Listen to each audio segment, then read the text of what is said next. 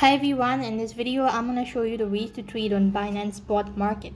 So in order to trade on Binance spot market, you have to begin with the very first step, that is by creating your account.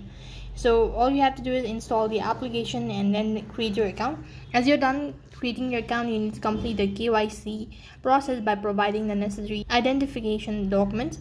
After you've done creating your account, you need to enable two-factor authentication, and when you are done with that procedure as well, then you can start depositing your funds.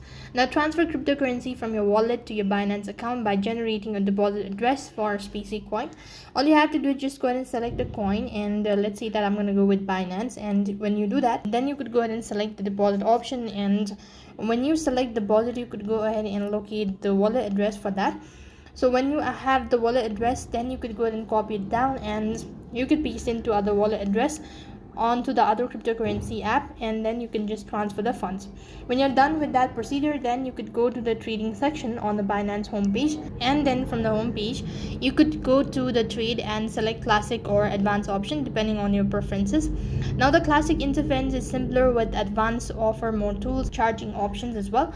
And likewise, you could go ahead and select the trading pair in the spot trading interface. You could choose the trading pair you want to trade. For example, if you want to trade Bitcoin for USDT, select BTC or USDT pair and all that. And when you have used the charting tools and indicator available to analyze the market, you can decide on trading strategies as well. You can also check the order book and trade history. And once you're done with that procedure, then you can place your order and by selecting the order type, and then you could go to limit order, stop limit and all that. And likewise, you could go ahead and enter the other order details, and then you can monitor and manage your trade. In that way, you can trade on Binance spot market. That is all for this video. I hope the video was helpful. Make sure to like, share and subscribe to our channel. Thank you for watching. See you in the next video.